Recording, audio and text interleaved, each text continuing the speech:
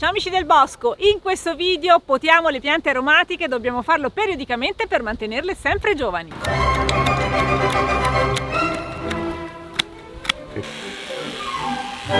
Al bosco di Ogigio ci sono tante piante aromatiche, dalla salvia al rosmarino alla lavanda e molte altre.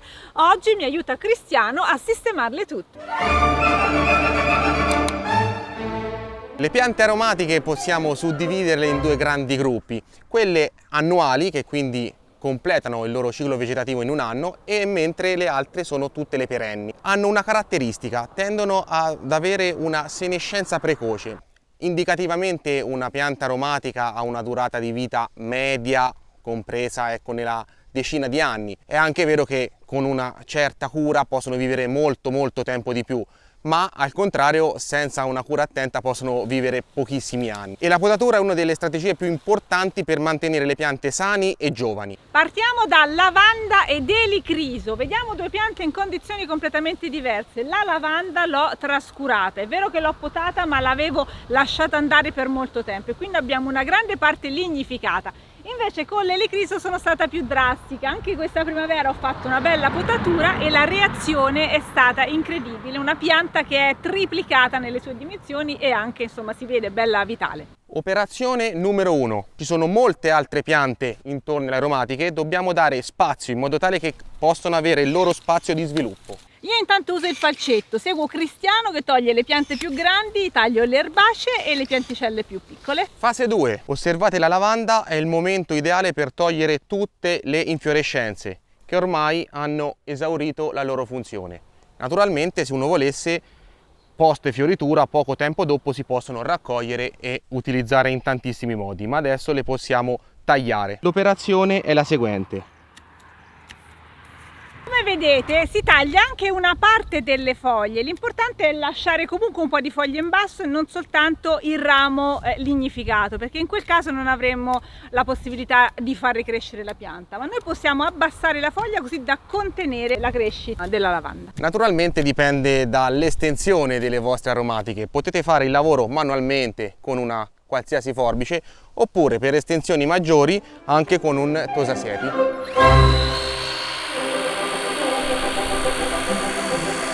Cristiano sta facendo la barba alla lavanda.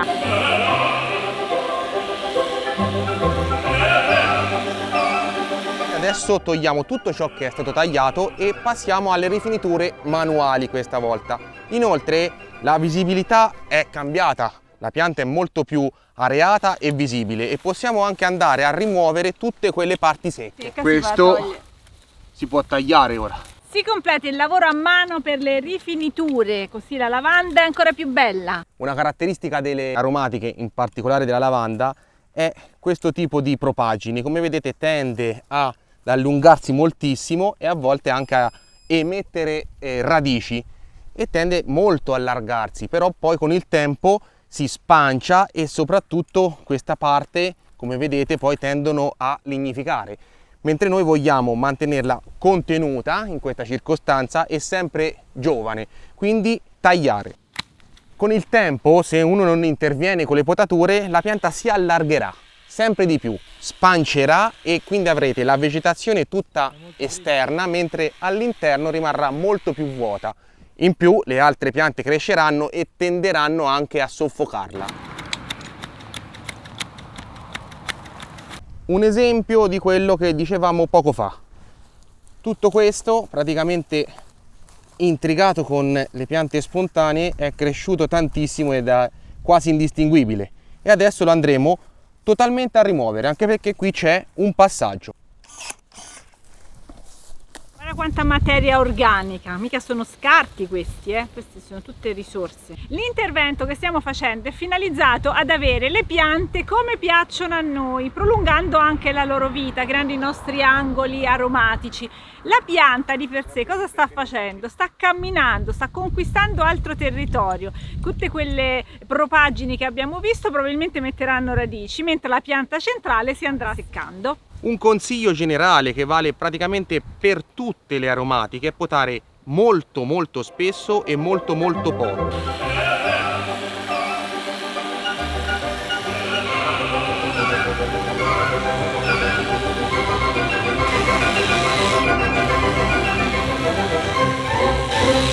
stiamo rimuovendo anche gran parte del materiale che abbiamo tagliato, lo portiamo da un'altra parte per avere tutto qui un po' più ordinato ed andiamo a pacciamare con il fieno. Si può lasciare comunque tutto a terra come si fa ad esempio nell'agricoltura sintropica e dopo lo vediamo. Quindi un po' arieggi,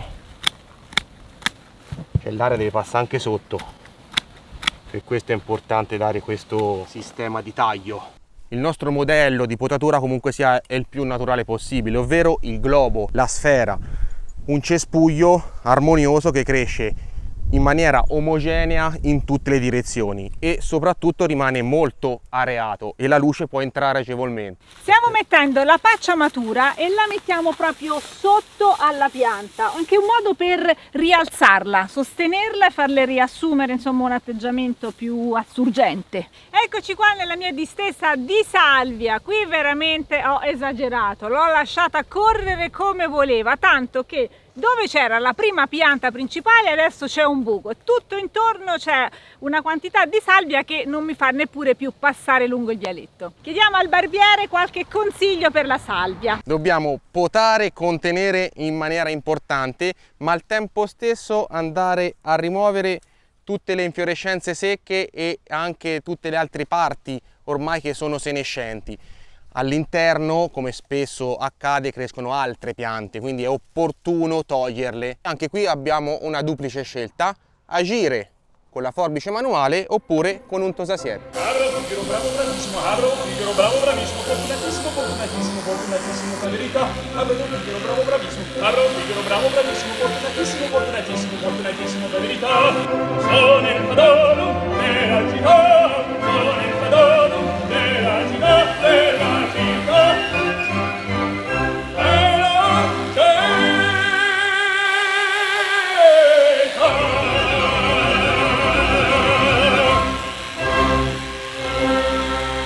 Tutti gli utilizzi di queste belle foglie di salvia ci possiamo fare anche un fertilizzante fogliare. Si mette a macerare, abbiamo un video che spiega come si fa. Tagliando sopra, ora questi piccolini allargano. Siccome intorno alla nostra pianta di salvia ci sono dei camminamenti, questo significa che la terra si sta compattando. Allora, per aiutare la pianta con le sue radici a muoversi bene, noi possiamo dare una piccola smossa al terreno usando una forca. In questo caso abbiamo la bifolca.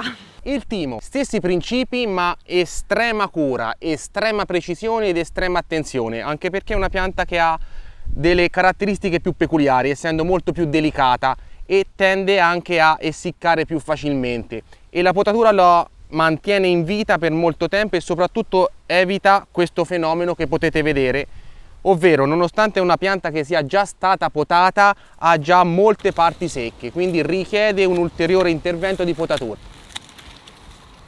Un consiglio: usate le forbici in questo caso.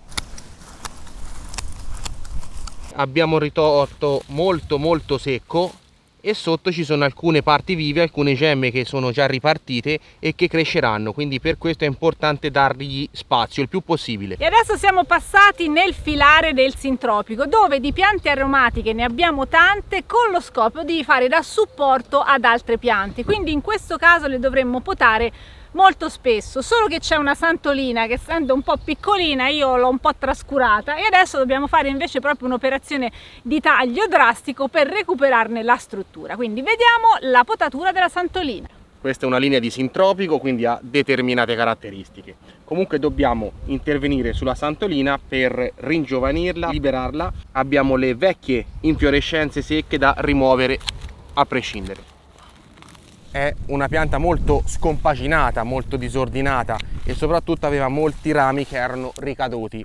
Caratteristica peculiare della santolina che tende molto a sdraiarsi e ad allettarsi, soprattutto quando emette le sue infiorescenze, che sono molto importanti e anche molto pesanti, quindi tende molto a schiacciarsi. Quindi adesso l'andremo comunque sia a contenere, potando anche delle parti vive e riducendo il volume della pianta. Le parti sottostanti sono ormai secche e si stanno addirittura infradiciando, quindi le possiamo rimuovere senza problemi, in modo tale che diamo spazio al resto della pianta. Intanto abbiamo già dato una forma e un contenimento a questa pianta. tutte le potature sono state lasciate a terra, perché qui siamo, ripeto, su una linea di sintropico, quindi tutta la potatura prodotta viene sempre lasciata sul posto. Questo è un sistema intensivo di rigenerazione del suolo. E adesso, per completare, andremo a fare una legatura molto leggera per mantenere questa forma, in modo tale che poi la pianta, avendo già molte gemme aperte, molte parti vegetative che sono ripartite, tenderà a creare un piccolo globo. Ogni aromatica ha le sue caratteristiche, ma ci sono dei principi generali che, se ce li ricordiamo, riusciamo a mantenere bene le nostre piantine aromatiche. Allora, veniamo a quante volte fare questo intervento durante l'anno. Noi lo stiamo facendo in autunno, fine estate-autunno, però si fa anche in primavera. Con 3 potature all'anno riusciamo a gestire in maniera ottimale le nostre aromatiche. In più bisogna sempre osservare il ciclo vegetativo e soprattutto il periodo di fioritura, che è uno spartiacque in questo caso. Però nel periodo di ripresa vegetativa, nella primavera, 2 potature sono molto spesso opportuno, anche perché il nostro principio è di mantenere una forma a globo, una struttura molto areata della pianta, rimuovendo costantemente le parti secche e soprattutto post fioritura rimuovere le infiorescenze. Noi proseguiamo con le potature, adesso abbiamo il rosmarino. Cosa gli facciamo a questa piantina? È sufficiente fare un lavoro di riduzione, all'incirca in questo caso 20 cm. Sul rosmarino trovate un video apposito con tutta un'altra serie di consigli di gestione di questa pianta. Noi andiamo avanti, vi ringraziamo per aver seguito il video, ringrazio tanto Cristiano per questo aiuto e tanti consigli che ci ha dato. Mettete like, mi raccomando, se lo merita Cristiano, se non me lo merito io, e ci vediamo al prossimo. Ciao! Potate! Ya debe pasar.